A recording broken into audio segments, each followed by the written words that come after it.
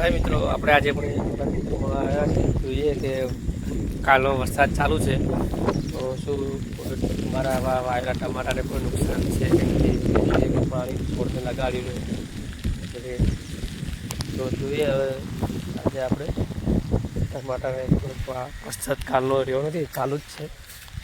જોઈએ કોઈ નુકસાન જેવું થોડાક અંશે થયું છે. કાલનો વરસાદ ચાલુ રહ્યો છે તો અમારે તમે જુઓ તો અમારા ટમાટાને થોડાકને પાણી લાગ્યું છે. પાણીની અસર તો થઈ છે વરસાદના કારણે, અને એનું ચાર્જી થડ સાજુ સારું છે એટલે કોઈ ચિંતા જેવી વાત નહીં અમારે. અને જો આવું ના આવું ચાલુ રહેશે તો અમુક ડોકા બગડવાની સંભાવના રહી શકે છે.